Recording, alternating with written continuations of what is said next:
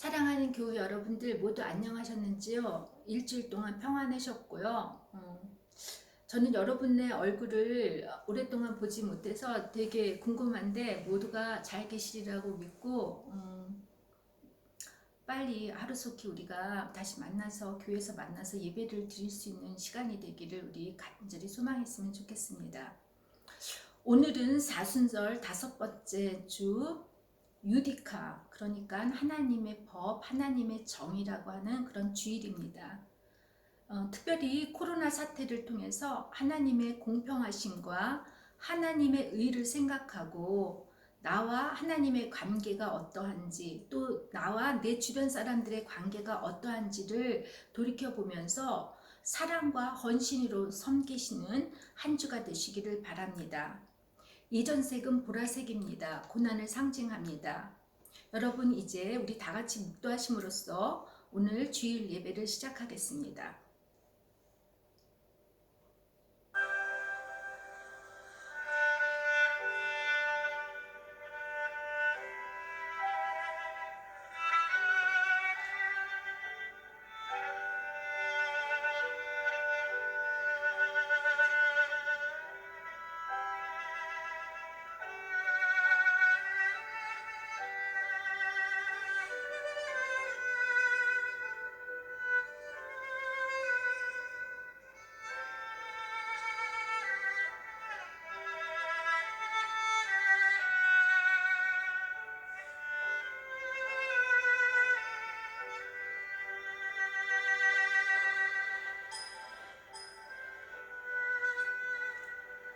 사람이 내 말을 듣고 지키지 아니할지라도 내가 저를 심판하지 아니하노라. 내가 온 것은 세상을 심판하려 함이 아니요 세상을 구원하려 함이로라. 나를 저버리고 내 말을 받지 아니하는 자를 심판할 이가 있으니 곧 나의 한 그 말이 마지막 날에 저를 심판하리라.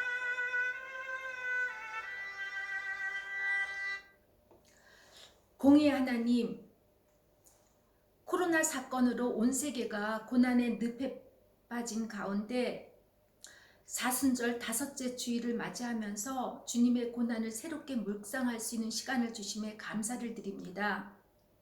우리의 힘만으로는 모든 것이 가능하다고 여겼던 우리들의 자만과 교만이 하루아침에 코로나 사건으로 하나님의 없이는 될 수 없는 인생임을 깨닫고 이 시간 하나님의 거룩하신 삶의 모습으로 돌아갈 수 있도록 성령님 이 시간 우리들의 몸과 마음과 영혼을 받아주시옵소서. 각자의 처소에서 고난의 주님 앞에 겸손히 그리고 간절한 마음으로 예배를 드리고자 머리를 숙인 저희들에게 꼭 필요한 말씀을 듣게 하시고 우리의 신앙과 믿음을 새롭게 회복할 수 있는 살아있는 예배가 되게 하여 주시옵소서. 예수님의 이름으로 기도드립니다. 아멘.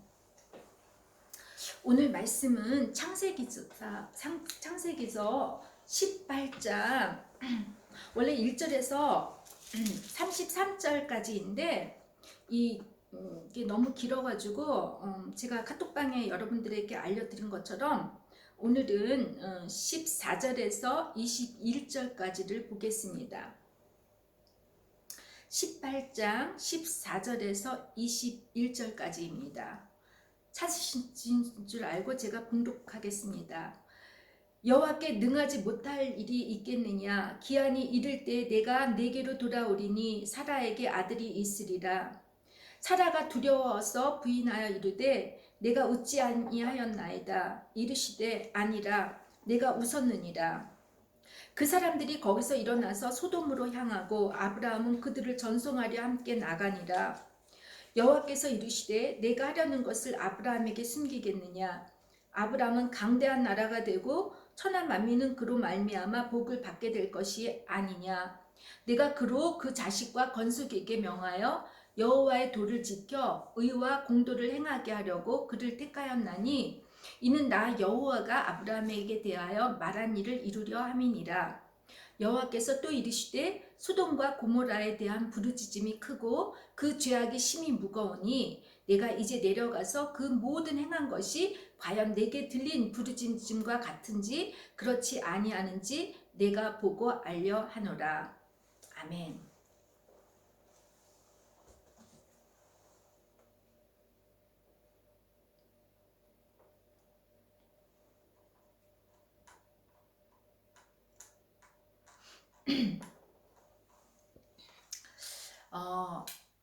미국 캘리포니아 주립대학의 안젤라 레그라고 하는 그 심리학 교수님이 사람들이 좋은 소식과 나쁜 소식 중 어떤 소식을 먼저 알리고 싶은지 설문조사를 했는데 실험에 참가한 사람 중 그러니까 121명 중에 54%가 좋은 소식을 먼저 알리겠다고 했고 반대로 좋은 소식을 듣는 입장에서는 나쁜 소식을 먼저 듣기를 원한다는 응답자가 78%였다고 합니다. 제가 가끔 이제 독일교회나 학교에서 아이들에게 좋은 소식을 들을지 아니면 나쁜 소식을 먼저 들을지 이렇게 물어보면 대부분의 아이들은 나쁜 소식을 먼저 듣고 싶다고 합니다. 매도 먼저 맞는 편이 낫다고 나쁜 소식을 먼저 듣게 되면 그 불쾌한 감정들이 나중에 좋은 소식으로 다소 누그러질 수가 있기 때문에 나쁜 소식을 먼저 듣기를 원하는 것 같은데 여러분은 어떠세요? 좋은 소식을 먼저 듣고 싶습니까? 아니면 나쁜 소식을 먼저 듣고 싶습니까? 유감스럽게도 지금은 우리가 하나님께서 알려주시는 좋은 소식을 먼저 듣고 그리고 나서 나쁜 소식을 들어야 할 것 같습니다. 오늘 본문은 세 사람이 아브라함을 방문해서 아브라함에게 사라가 1년 뒤에 반드시 아들을 낳을 것이라는 그런 좋은 소식을 전해주고 후에 아브라함 조카 롯이 살고 있는 소돔과 고모라를 심판하시겠다는 나쁜 소식을 전해주는 내용입니다. 먼저 좋은 소식에 대해서는 창세기 18장 1절에서 19절을 여러분과 나눠보기로 하겠습니다. 1절과 2절을 보면 가장 뜨거운 오후에 장막 문 앞에서 쉬고 있는 아브라함 앞에 세 사람이 방문을 합니다. 그런데 왜 창세기 기자는 하필 가장 신선할 때인 오전이나 저녁 때도 아니고 가장 태양볕이 뜨거운 오후에 세 사람이 찾아왔다고 기록을 했을까요? 제가 이 점에 대해 궁금해서 여러 주석들을 찾아봤지만 어떤 주석이나 또 어떤 해설도 발견하지를 못했습니다. 구약 성서 중 특히 창세기에 나오는 족장들에 대한 말씀은 내러티브, 그러니까 이야기식 전개 방법으로 쓰여져 있기 때문에 보통 설득하기보다는 독자들 스스로가 상상하고 이해할 수 있게 되어 다양한 해석들이 가능할 수 있습니다. 이 질문을 제가 곰곰이 생각하는 중에 갑자기 예전에 스페인의 그 안달루지아 주로 여행을 갔던 기억이 떠올랐습니다. 세실리아, 그라나다, 코도바, 말라가 등 여러 도시를 다녔는데 점심시간이 좀 지나고 나면 대부분 도시들이 그 독일 관광객만 제외하고는 모든 거리가 조용하고 한산했었습니다. 상점이나 백화점 등 가게들의 문이 닫혀 있었고 집집마다 창문들에 그 롤라대가 내려져 있었는데 시에스타 시간이었습니다. 보통 중동 지역을 포함해서 더운 나라들에 사는 사람들은 아침 일찍 일하고 정오쯤에 쉬었다가 다시 늦은 오후에 일을 합니다. 태양빛이 가장 뜨거운 정오에는 그 더위가 엄청나서 일을 할 수 있는 상황이 아니지요. 이 시간에 간단하게 점심을 먹고 난 후 잠시 쉬거나 낮잠을 자는데 이 시간을 시에스타라고 합니다. 더운 나라에서의 정오 시간은 만사가 다 귀찮고 일에 대한 의욕이 없어져서 인간의 활동량이나 노동 생산성이 가장 많이 떨어진다고 합니다. 세 사람이 가장 뜨거운 정오에 아브람을 찾아왔다는 것은 아브람과 사라가 지금까지 자신들의 노력과 힘으로 아들을 낳기 위해 애를 쓰고 노력을 하며 살았던 그런 열정들, 그런 열심들이 다 빠져 있었던 상태였다고 저는 생각합니다. 놀랍게도 11절과 12절에 사라에게는 여성의 생리가 끊어졌고 노쇠하고 아무런 즐거움이 없다고 기록되어 있습니다. 생산성이 멈춰버린 상태입니다. 인생의 시에스타를 맞이한 것이죠. 더 이상 아무런 일을 할 의욕이나 열정이 사라졌을 그 인생의 정오 시간에 하나님께서 방문을 하셨습니다. 우리의 노력과 힘으로는 더 이상 우리의 소원과 바람들을 이룰 수 없다고 포기했을 때 하나님은 계속해서 일을 하고 계십니다. 제가 처음 수영을 배웠을 때 먼저 몸에 들어가 있는 힘을 빼는 것이었습니다. 물이 무섭다고 긴장을 하게 되면 몸에 힘이 들어가서 수영을 할 수가 없고 도리어 물에 빠지게 됩니다. 우리의 삶도 마찬가지입니다. 우리의 몸과 마음에 힘이 잔뜩 들어가면 교만해지고 자만해집니다. 여러분들 교만하고 자만한 사람들 보면 어떻죠? 그들의 목이 그리고 그들의 어깨가 참 이렇게 뻣뻣합니다. 이들은 세상이 내 중심으로 돌아간다고 믿고 모든 것은 내가 잘해서 이루어진 것이라고 장담을 하고 삽니다. 이들에게 만일 하나님이 찾아오신다고 할 때 이들이 하나님을 영접할 수가 있겠습니까? 더욱이 하나님께서 말씀하시면 이들의 귀가 열리겠습니까? 전혀 아니라고 생각합니다. 그래서 우리의 삶에는 시에스타가 필요합니다. 여러분, 최선을 다해서 살았고 열심히 일을 했는데도 일이 잘 안 풀리고 되는 일이 하나도 없다고 생각할 땐 시에스타를 가지라는 그런 사인으로 받아들이시기를 바랍니다. 이 시에스타 시간에는 좌절하고 절망할 것이 아니라 우리의 삶을, 우리의 신앙을 돌이켜봐야 합니다. 무엇이 본질적이고 무엇이 비본질적이었는지, 나는 그동안 무엇을 위해 살아왔는지 한 번쯤 자신을 돌이켜봐야 합니다.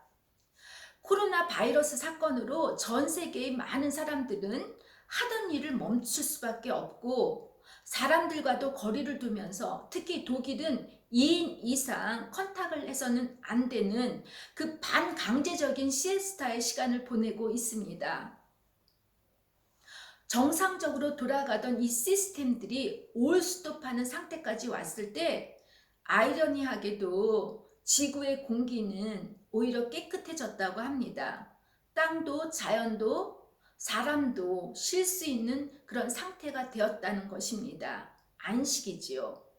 이 시에스타 시간에는 우리는 우리와 더불어가는 사람들 그리고 소비 중심으로 살았던 우리의 삶, 너무나 기계와 과학에만 의존하며 평안하고 안락한 삶을 추구했던 그 우리들의 이기적 욕심과 욕망들을 반성하고 회개하는 시간이 되어야 하지 않겠습니까?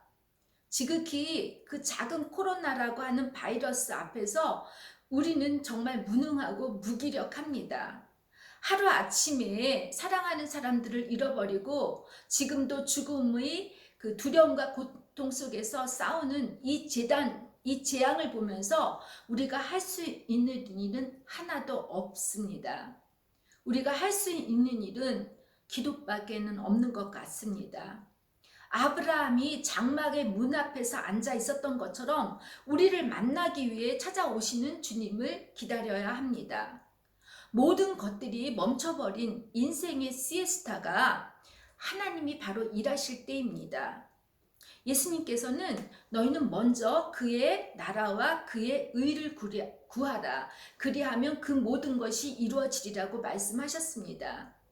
그동안 우리의 신앙은 본질적인 것, 하나님의 나라와 하나님의 의를 구하지 않고 너무 비본질적인 것들을 구하려고 신앙생활을 해왔습니다.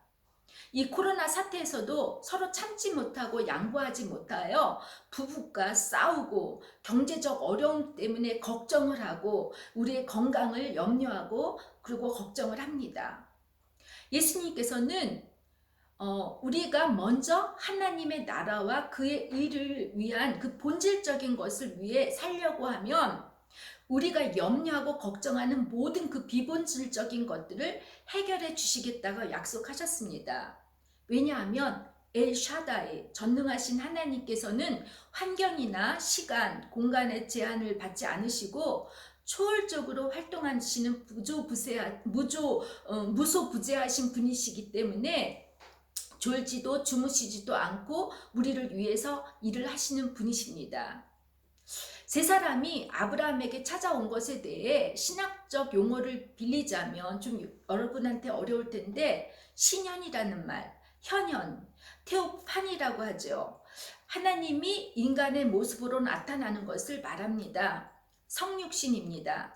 이 세 사람에 대해서 초대교회 교부들은 삼위일체 하나님이라고 해석을 하기도 했지만, 다른 성서학자들은 창세기 18장 13절에서 22절에 보면 아브라함과 여호와가 이렇게 1대1로 대화를 나누는 그 장면과 19장 1절에 두 천사가 소돔과 고모라에 갔다는 말씀과 연관해서 볼 때 한 분은 하나님이시고 두 사람은 천사를 의미한다고 이렇게 주장합니다. 그래서 구약 성서에서는 하나님께서 인간의 모습으로 성육식하신 그 모습이 바로 예수님 그리스도라고 해석하는 분들도 있습니다.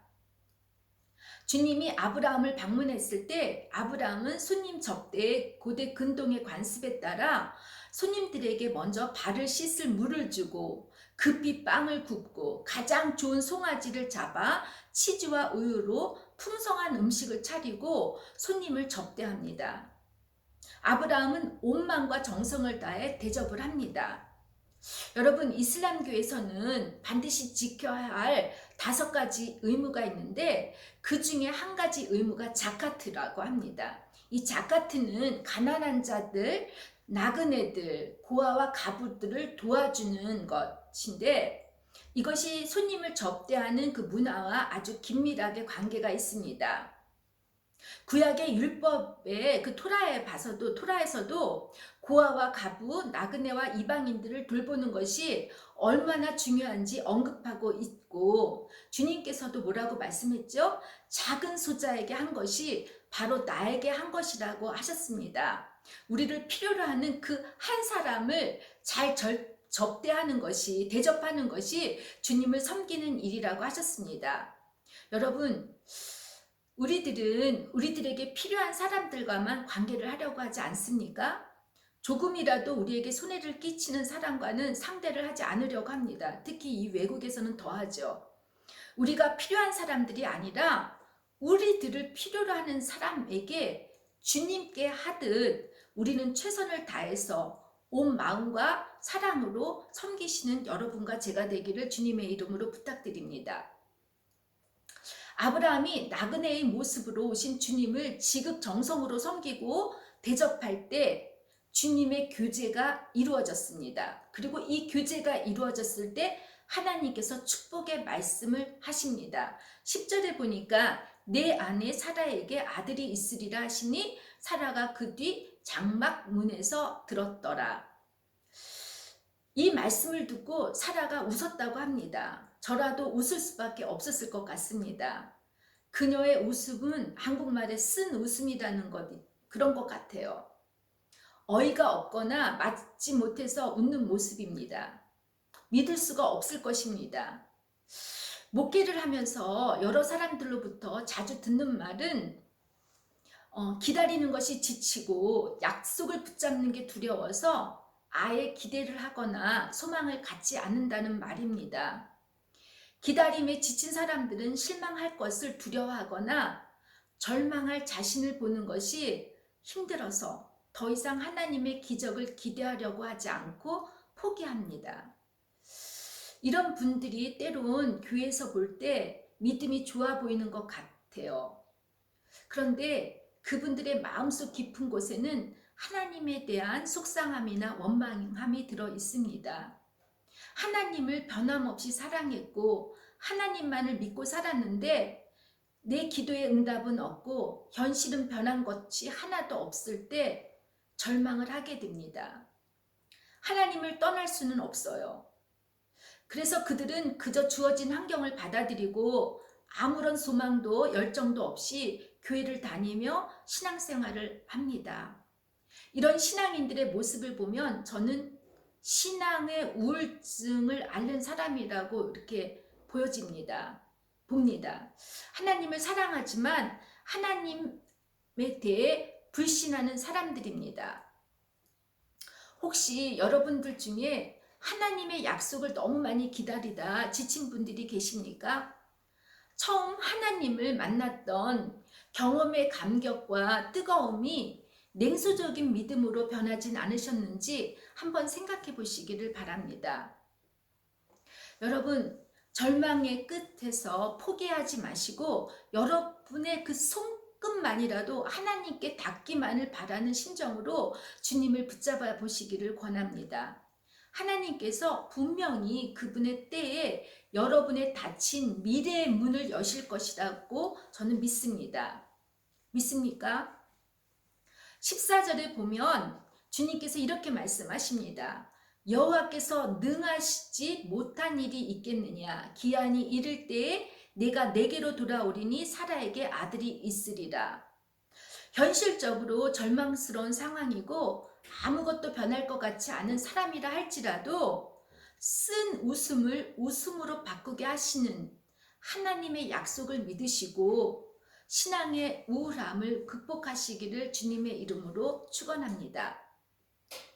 이제 마지막으로 하나님께서 아브라함에게 전해주시는 나쁜 소식을 여러분과 나눠보겠습니다.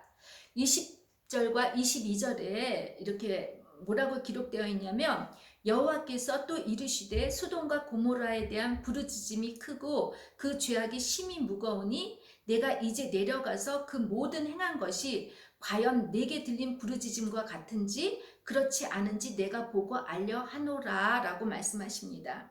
하느님께서는 아브라함의 조카 롯이 살고 있는 소돔과 고모라를 심판하시겠다고 하십니다. 원래 소돔에서 나온 말 소돔이라는 거 아시죠? 소돔이가 남색이라는 것입니다. 많은 신앙인들 중에는 하나님께서 소돔을 심판하신 것이 동성애 때문이라고 생각하고 동성애를 죄라고 간주하시는 분들이 많습니다. 그런데 하나님께서 소돔을 심판하시겠다고 하신 이유는 방금 전 우리가 읽은 19절 말씀에 나옵니다. 이것은 하나님이 아브라함을 부르신 목적과도 관련이 있는데 제가 18절 19절을 간단하게 요약하자면 강대한 나라가 되고 천한 만민이 그로 말미암아 복을 받게 될 것이고 그에게 속한 모든 족속들이 여호와의 도를 지켜 의와 공도를 행하게 하기 위한 것이 바로 아브라함이 받을 복의 이유였습니다.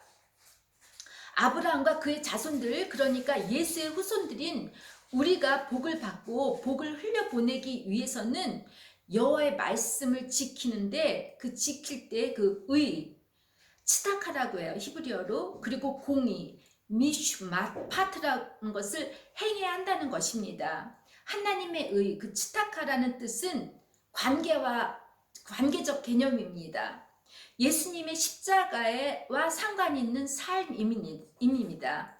내가 하나님과 어떤 관계를 맺고 있고 내가 이웃들과 어떤 관계를 맺고 살고 있는지 상관이 있습니다.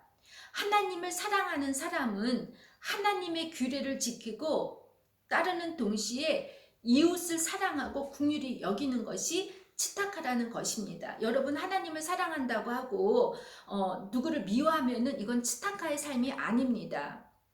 특히 공의, 미슈파트는 올바른 사회 질서와 연관이 있습니다. 올바른 판단을 해야 하고 정당한 재판을 해야 한다는 것입니다. 예를 들면 구약에서 정의와 공평이 다루어지는 곳이 바로 성문에서입니다. 성문은 이스라엘의 공동체 생활의 중심지입니다. 이곳에서 상거래가 이루어지기도 하고 누군가 착한 일을 했으면 공개적으로 칭찬을 받기도 하는 곳입니다. 그러나 성문의 가장 중요한 기능은 재판이었습니다. 누군가 억울한 일을 겪었을 때 성문에 와서 성읍의 그 장로들에게 호소를 하면 장로들과 그곳에 있는 사람들은 그가 겪은 억울한 사연을 듣고 그를 불쌍히 여기고 그를 위해 옳고 그른 것을 증언해 주는데 이것이 즈타카를 실행하는 것입니다. 그리고 성읍의 장로들은 재판관이 되어서 어떤 권력이나 부와 혹은 인맥이나 뇌물에 현혹되지 않고 판결을 해주는데, 이 판결이 바로 미슈파트입니다. 소돔과 고모라는 아브라함에게 명령된 의와 공도의 삶을 살지 않았기 때문입니다.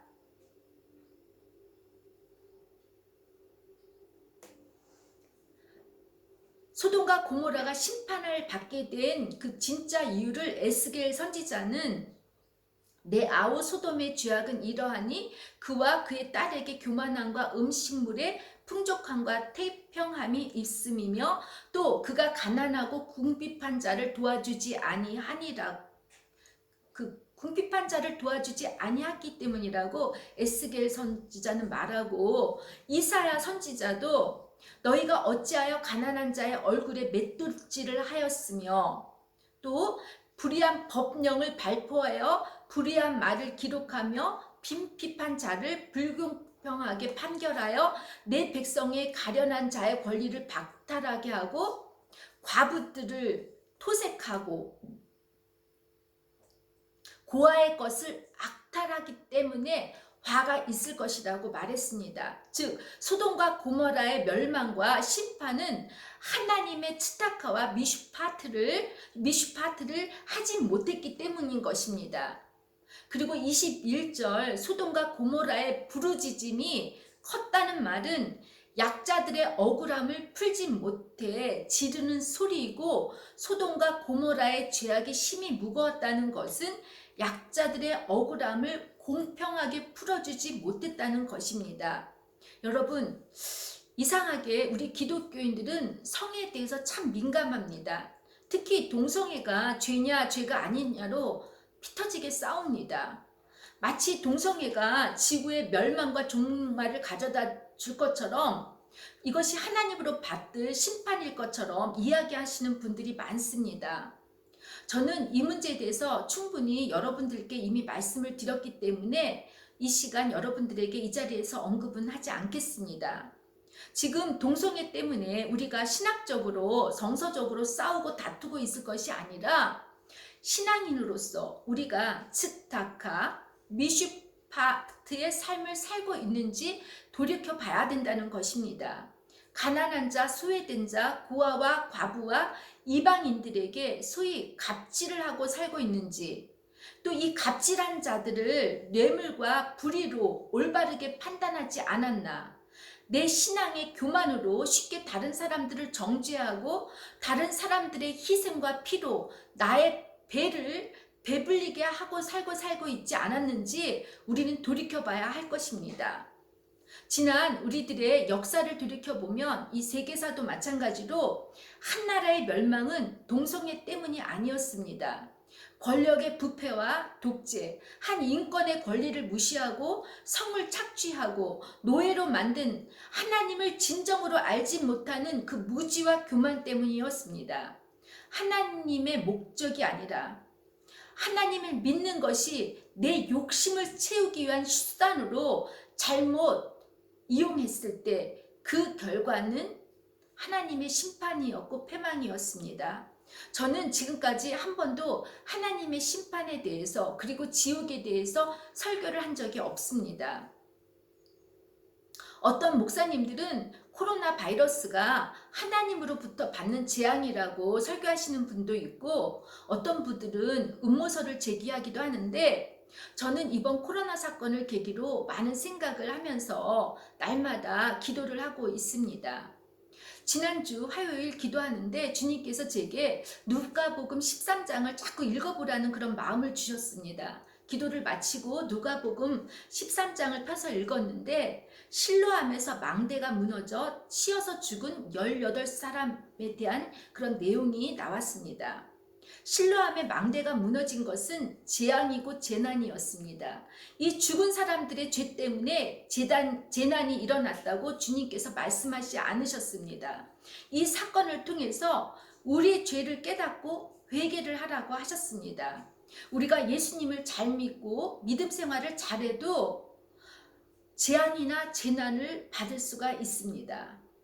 회개를 했다고 해서 불행이 닥치지 않는 것은 아닙니다.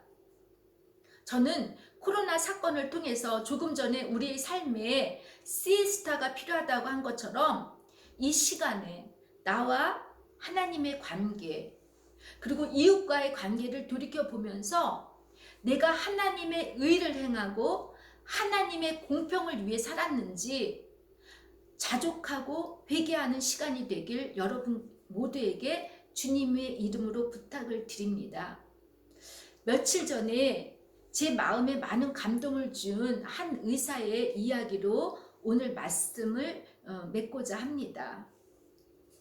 율리안 우르반이라고 하는 38세 이태리 의사가 그 롬바르다주의 한 병원에서 코로나로 죽어가는 사람들을 보면서 그가 겪었던 경험들을 나눈 이야기입니다.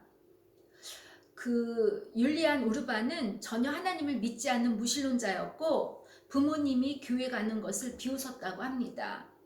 그가 병원에서 코로나로 죽어가는 그 환자들에게 유일하게 할 수 있는 것은 누가 죽음을 맞이하러 집으로 먼저 보내져야 하는지 분류하는 일, 라벨을 붙이는 일이었다고 합니다. 그런데 어느 날 75세의 한 목사님이 코로나 확진자로 병원에 오셨는데 이분은 호흡하는 것이 매우 어렵고 힘들었지만 매일 죽어가는 사람들의 손을 붙잡아주고 기도해주고 그들에게 성경을 읽어주었다고 합니다. 그는 목사님에 대해서 이렇게 이야기를 합니다.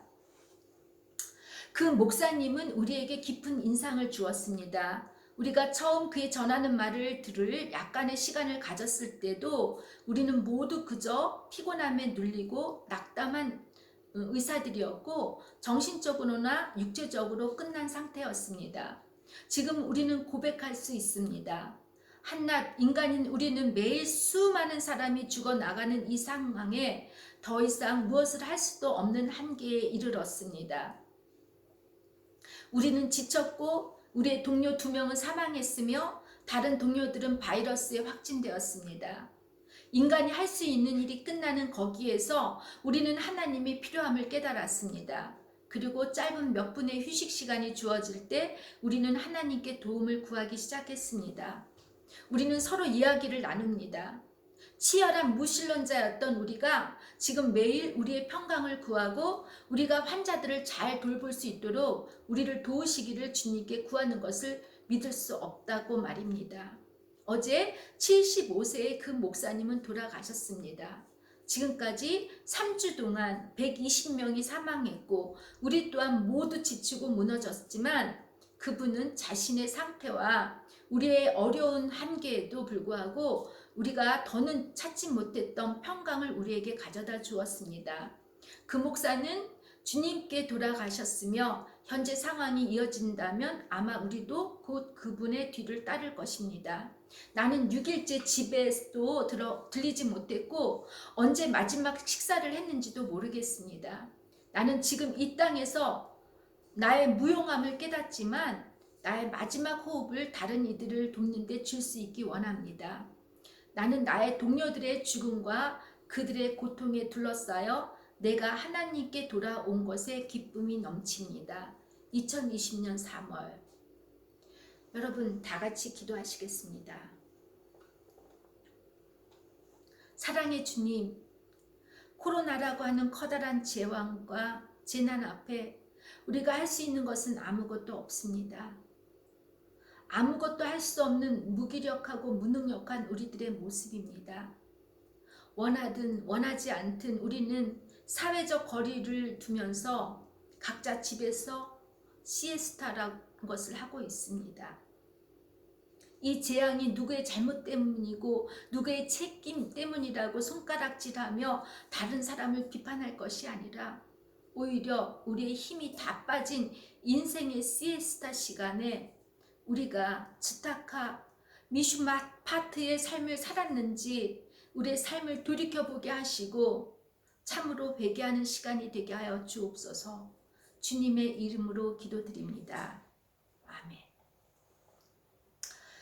여러분, 이번 주는 다른 광고는 없습니다. 우리 모두가 10시에 코로나 확진 방지를 위해 한마음으로 기도 드리는 시간 잊지 마시고 기도에 참여해 주시기 바랍니다. 특별히 목숨을 유지하기 위해 살려고 아우성거리는 사람들을 살려보려고 애쓰는 많은 의료진들, 또 자원봉사하시는 분들, 그리고 고통 속에 외롭게 죽어가는 많은 환자들과 사랑하는 사람을 제대로 이별하지도 못하고 떠나보내야 하는 가족들과 그 친지들을 위해 기도를 부탁드리고, 특별히 코로나가 이제 아프리카로 확진되었다고 하는데 참 상상만 해도 제가 끔찍해요. 이 아프리카까지 오지 말기를 바랬는데 왔다고 합니다. 여러분, 이를 위해 기도 간절히 부탁드립니다.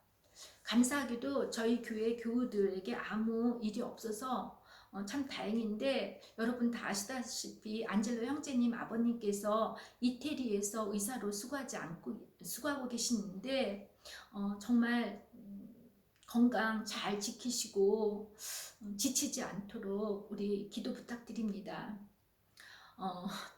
여러분들 중에 또 저희 독일교회 분들 중에 저에게 이렇게 전화를 하는 분들이 계시는데, 제가 일은 안 하지만 사무실에 가서 일은 안 하지만 집에 전화 대기 상태에 있거든요. 전화하신 분들이 제가 혼자 있어서 걱정해서 전화하는데 결국은 그분들이 힘든 얘기를 해요. 가족들하고 24시간 있는 게 쉽지 않다고 많이 힘들어하는데, 여러분 노아도 40일 동안 그 홍수 시간에 방주 안에 있었어요. 정말 힘들었을 것 같아요.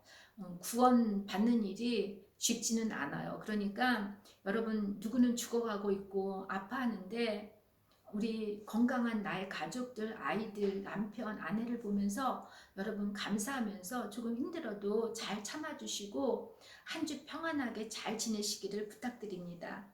이제 우리 다 같이 일어나셔서 제가 축도로서 오늘 예배를 마치겠습니다.